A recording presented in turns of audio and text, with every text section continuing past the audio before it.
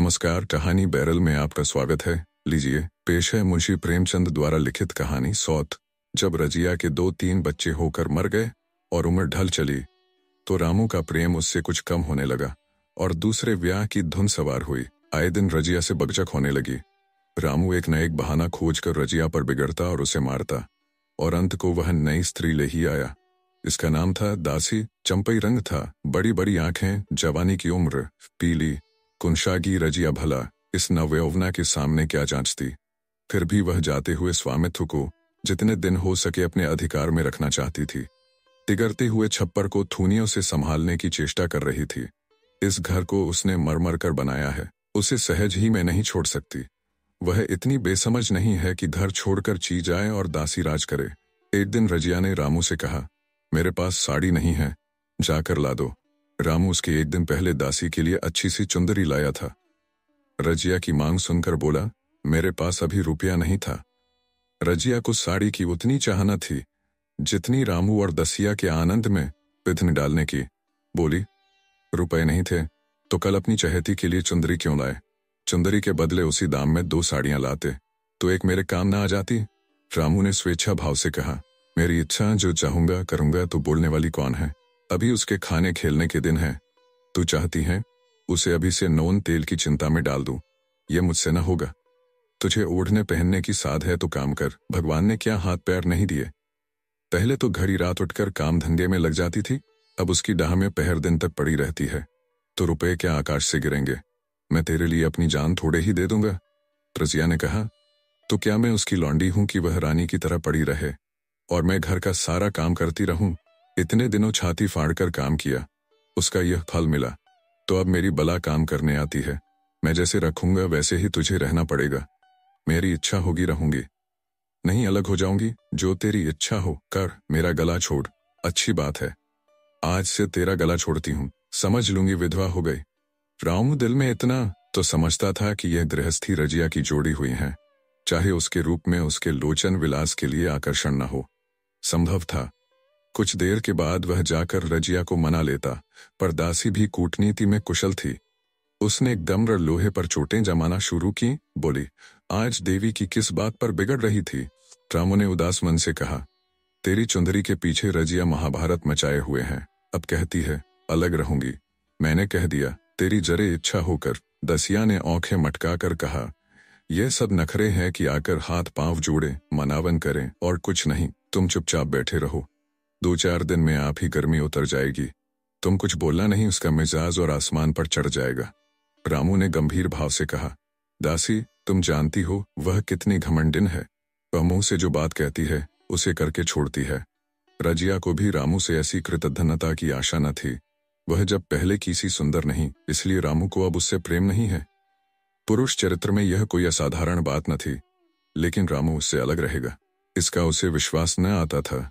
यह घर उसी ने पैसा जोड़कर बनवाया, गृहस्थी भी उसी की जोड़ी हुई है, अनाज का लेन देन उसी ने शुरू किया। इस घर में आकर उसने कौन कौन से कष्ट नहीं झेले। इसीलिए तो कि पौरुख थक जाने पर एक टुकड़ा चैन से खाएगी और पड़ी रहेगी, और आज वह इतनी निर्दयता से दूध की मक्खी की तरह निकाल कर फेंक दी गई। रामू ने इतना भी नहीं कहा, तू अलग नहीं रहने पाएगी। मैं या खुद मर जाऊंगा या तुझे मार डालूंगा, पर तुझे अलग न होने दूंगा। तुझसे मेरा ब्याह हुआ है। हंसी ठट्ठा नहीं है। तो जब रामू को उसकी परवाह नहीं है, तो वह रामू को क्यों परवाह करे? क्या सभी स्त्रियों के पुरुष बैठे होते हैं? सभी के माँ बाप बेटे पोते होते हैं? आज उसके लड़के जीते होते तो मजाल थी कि यह नई स्त्री लाते और मेरी यह दुर्गति करते। इस निदयी को मेरे ऊपर इतनी भी दया न आई। नारी हृदय की सारी परवशता इस अत्याचार से विद्रोह करने लगी। वही आग जो मोटी लकड़ी को स्पर्श भी नहीं कर सकती, फूस को जलाकर भस्म कर देती है। दूसरे दिन रजिया एक दूसरे गांव में चली गई। उसने अपने साथ कुछ न लिया। जो साड़ी उसकी देह पर थी वही उसकी सारी संपत्ति थी। विधाता ने उसके बालकों को पहले ही छीन लिया था, आज घर भी छीन लिया। रामू उस समय दासी के साथ बैठा हुआ आमोद विनोद कर रहा था। रजिया को जाते देखकर शायद वह समझ न सका कि वह चली जा रही है। रजिया ने यही समझा, इस तरह चोरों की भांति वह जाना भी न चाहती थी। वह दासी को, उसके पति को और सारे गांव को दिखा देना चाहती थी कि वह इस घर से धेले की भी चीज नहीं ले जा रही है। गांव वालों की दृष्टि में रामू का अपमान करना ही उसका लक्ष्य था। उसके चुपचाप चले जाने से तो कुछ भी न होगा। रामू उल्टा सबसे कहेगा। रजिया घर की सारी संपदा उठा ले गई। उसने रामू को पुकार कर कहा, संभालो अपना घर, मैं जाती हूं, तुम्हारे घर की कोई भी चीज अपने साथ नहीं ले जाती। रामू एक क्षण के लिए कर्तव्य भ्रष्ट हो गया। क्या कहे, उसकी समझ में नहीं आया। उसे आशा न थी कि वह क्यों जाएगी।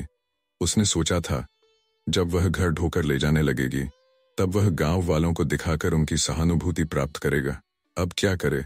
दसिया बोली, जाकर गांव में ढिंडोरा पीटाओ, यहाँ किसी का डर नहीं है। तू अपने घर से ले ही क्या आई थी, जो कुछ लेकर जाओगी। रजिया ने उसके मुंह न लगकर रामू ही से कहा, सुनते हो अपनी चहती की बातें, फिर भी मुंह नहीं खोलता। मैं तो जाती हूँ, लेकिन दस्सो रानी, तुम भी बहुत दिन राज न करोगी। ईश्वर के दरबार में अन्याय नहीं फलता, वह बड़े बड़े घमंडियों को घमंड चूर कर देते हैं। दसिया ठट्ठा मारकर हंसी, पर रामू ने सिर झुका लिया। रजिया चली गई। रजिया जिस नए गांव में आई थी वह रामू के गांव से मिला ही हुआ था, अतएव यहाँ के लोग उससे परिचित हैं। वह कैसी कुशल गृहिणी है, कैसी मेहनती, कैसी बात की सच्ची, यह यहाँ किसी से छिपा न था। रजिया को मजूरी मिलने में कोई बाधा न हुई। जो एक लेकर दो का काम करे, उसे काम की क्या कमी। 3 साल एक रजिया ने कैसे काटे, कैसे एक नई गृहस्थी बनाई, कैसे खेती शुरू की, इसका बयान करने बैठे तो पोथी हो जाए। संचय के जितने मंत्र हैं, जितने साधन हैं, वे रजिया को खूब मालूम थे। फिर अब उसे लाग हो गई थी, और लाग में आदमी की शक्ति का वारा पार नहीं रहता। गांव वाले उसका परिश्रम देखकर दांतों उंगली दबाते थे। वह रामू को दिखा देना चाहती है, मैं तुमसे अलग होकर भी आराम से रह सकती हूँ। वह पराधीन नारी नहीं है, अपनी कमाई खाती है। रजिया के पास बैलों की एक अच्छी जोड़ी है।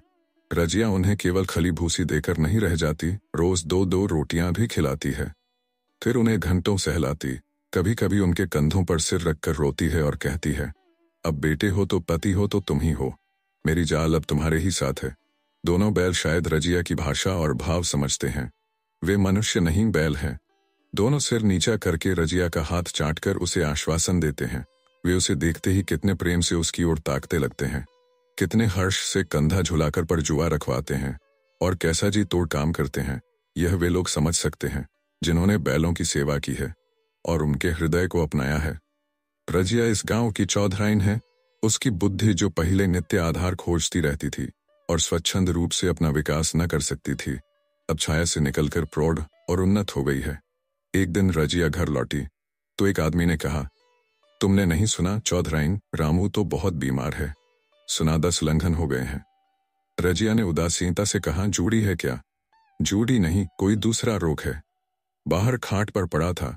मैंने पूछा, कैसा जी है रामू? तो रोने लगा। बुरा हाल है, घर में एक पैसा भी नहीं कि दवा दारू करें। दसिया के एक लड़का हुआ है, वह तो पहले भी काम धंधा न करती थी और अब तो लड़कोरी है। कैसे काम करने आए, सारी मार रामू के सिर जाती है। फिर गहने चाहिए, नई दुल्हन यूं कैसे रहे। रजिया ने घर में जाते हुए कहा, जो जैसा करेगा आप भोगेगा। लेकिन अंदर उसका जी न लगा। वह एक क्षण में फिर बाहर आई। शायद उस आदमी से कुछ पूछना चाहती थी, और इस अंदाज से पूछना चाहती थी मानो उसे कुछ अद परवाह नहीं है। पर वह आदमी चला गया था। रजिया ने पूर्व पश्चिम जा जाकर देखा, वह कहीं न मिला। तब रजिया द्वार के चौखट पर बैठ गई। इसे वे शब्द याद आए जो उसने 3 साल पहले रामू के घर से चलते समय कहे थे। उस वक्त जलन में उसने वह शाप दिया था। अब वह जलन न थी, समय ने उसे बहुत कुछ शांत कर दिया था। रामू और दासी की हीनावस्था अब ईर्ष्या के योग्य नहीं, दया के योग्य थी। उसने सोचा, रामू को 10 उल्लंघन हो गए हैं तो अवश्य ही उसकी दशा अच्छी न होगी। कुछ ऐसा मोटा ताजा तो पहले भी न था।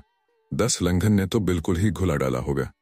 फिर इधर खेती बाड़ी में भी टूटा ही रहा, खाने पीने को भी ठीक ठीक न मिला होगा। पड़ोसी की एक स्त्री ने आग लेने के बहाने आकर पूछा, सुना रामू बहुत बीमार है, जो जैसी करेगा वैसा पाएगा। तुम्हें इतनी बेदर्दी से निकाला कि कोई अपने बैरी को भी न निकालेगा। रजिया ने टोका, नहीं दीदी, ऐसी बात न थी। वे तो बेचारे कुछ बोले ही नहीं। मैं चली तो सिर झुका लिया। दसिया के कहने में आकर वह चाहे जो कुछ कर बैठे हों, यो मुझे कभी कुछ नहीं कहा। किसी की बुराई क्यों करूं? फिर कौन मर्द ऐसा है जो औरजों के बस नहीं हो जाता? दसिया के कारण उनकी यह दशा हुई है। पड़ोसिन ने आग न मांग मुंह फेर कर चली गई। रजिया ने कलसा और रस्सी उठाई और कुएं पर पानी खींचने गई। बैलों को सानी पानी देने की बेला आ गई थी, पर उसकी आंखें उस रास्ते की ओर लगी हुई थीं जो मलसी, रामू का गांव को जाता था। कोई उसे बुलाने अवश्य आ रहा होगा। नहीं, बिना बुलाए वह कैसे जा सकती है? लोग कहेंगे आखिर दौड़ी आई ना। मगर रामू तो अचेत पड़ा होगा। 10 लंघन थोड़े नहीं होते। उसकी देह में था ही क्या, फिर उसे कौन बुलाएगा? दसिया को क्या गरज पड़ी है? कोई दूसरा घर कर लेगी। जवान है, 100 गाहक निकल आवेंगे। अच्छा, वह आ तो रहा है। हाँ, आ रहा है। कुछ घबराया सा जान पड़ता है। कौन आदमी है? इसे तो कभी मलसी में नहीं देखा। मगर उस वक्त से मलसी कभी गई भी तो नहीं। 2-4 नए आदमी आकर बसे ही होंगे। बट्टो ही चुपचाप कुएं के पास से निकला।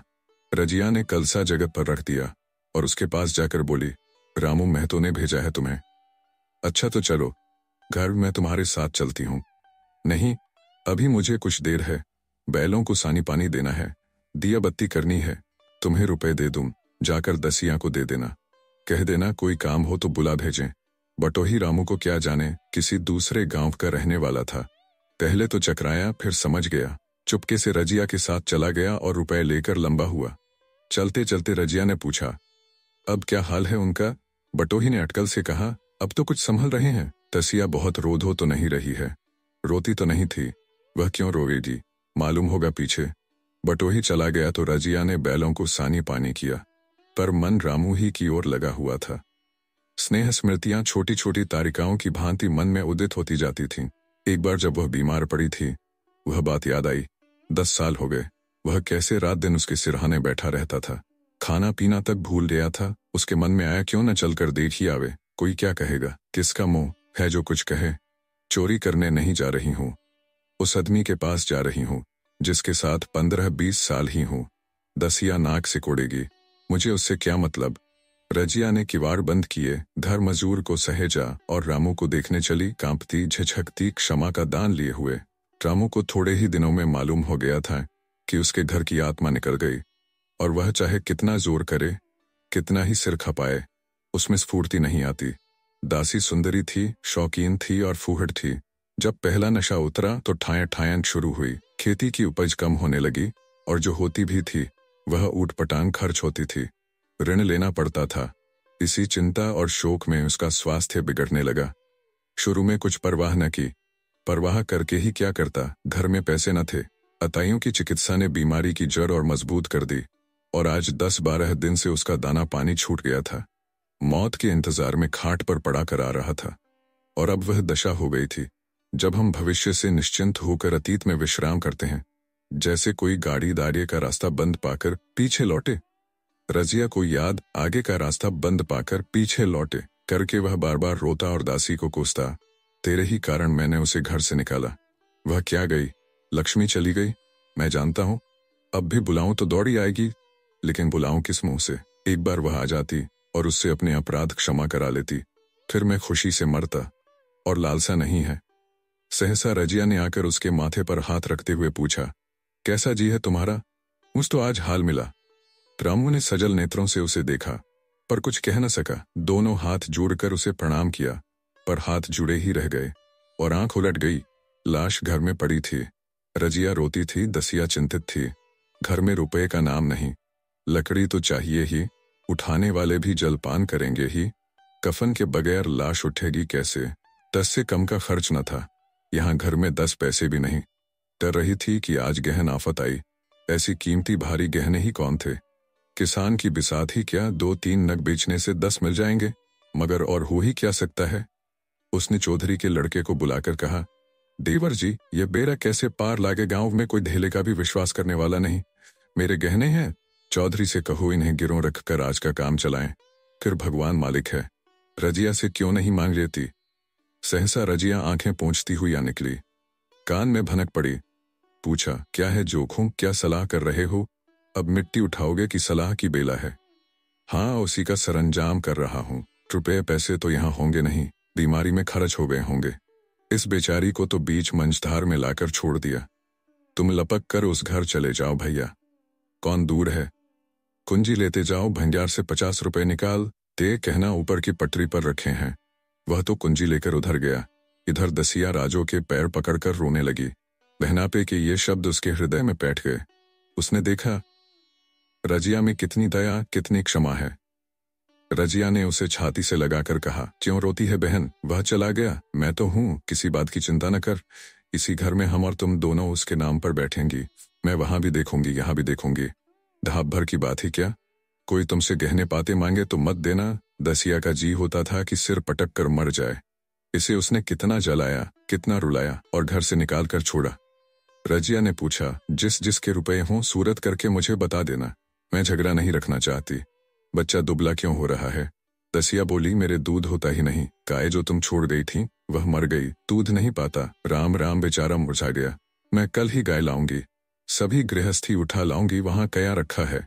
लाश से उठी। रजिया उसके साथ गई। दाह कर्म किया, भोज हुआ, कोई 200 रुपए खर्च हो गए, किसी से मांगने न पड़े। दसिया के जौहर भी इस क्या की आंच में निकल आए। विलासिनी सेवा की मूर्ति बन गई। आज रामू को मरे 7 साल हुए हैं। रजिया घर संभाले हुए हैं। दसिया को वह सौत नहीं, बेटी समझती है। पहले उसे पहनाकर तब आप पहनती हैं, उसे खिलाकर आप खाती है। जोखू पढ़ने जाता है। उसकी सगाई की बातचीत पक्की हो गई।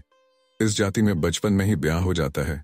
दसिया ने कहा, बहन गहने बनवा कर क्या करोगी? मेरे गहने तो धरे ही हैं। रजिया ने कहा, नहीं री, उसके लिए नए गहने बनवाऊंगी। वो भी तो मेरा हाथ चलता है, जब थक जाऊं तो जो चाहे करना। तेरे अभी पहनने ओढ़ने के दिन हैं, तू अपने गहने रहने दे। नायन ठाकुर सोहाती करके बोली, आज जोखों के बाप होते तो कुछ और ही बात होती।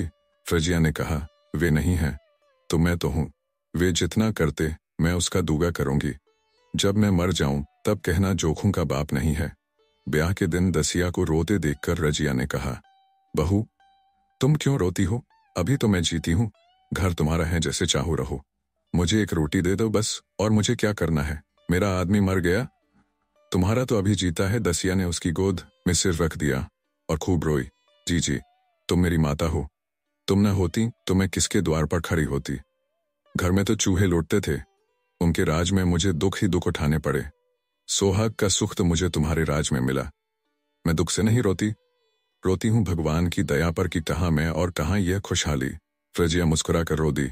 आप सुन रहे थे कहानी बैरल से मुंशी प्रेमचंद द्वारा लिखित कहानी सौत। अगर वीडियो पसंद आया तो इसे लाइक करिए और चैनल को भी सब्सक्राइब कीजिए। धन्यवाद।